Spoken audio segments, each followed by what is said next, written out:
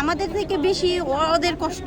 কারণ আমরা মাঝে মাঝে দেখছি ওরা তো আজকে 3-4 বছর একসাথে টিফিন শেয়ার করা, পড়ালেখা শেয়ার করা, তারপরে তাদের খেলাধুলা, তারা অনেক কিছু ডিসকাস করে তাদের।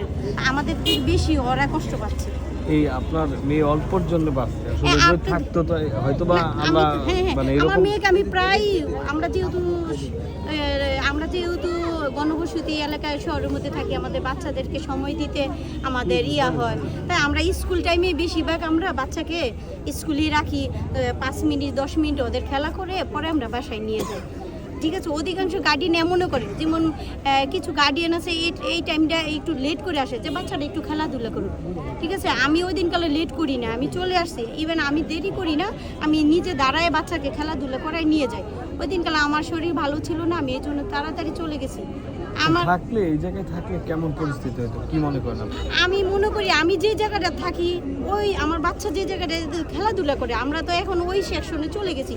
আমরা যখন 2 ছিলাম তখন আমরা এই পাশে ছিলাম, আবার টিনের যে এই পাশে, এখন 3 থেকে ওই পাশে।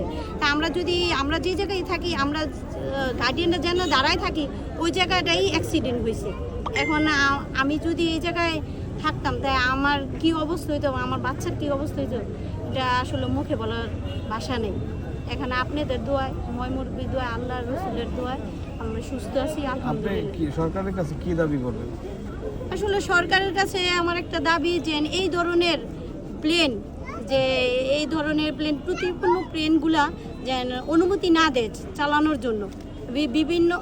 বিভিন্ন পর্যবেক্ষণ পরীক্ষা নিরীক্ষা করে এই ধরনের প্লেন যেন চালায়, আর এই গণবসতি এলাকায় যেন এই ধরনের যুদ্ধ বিমান যেন না চলে, এটাই সরকারের কাছে অনুরোধ। আর কিছু আমার বলার নেই। আপনার নামটা একটু?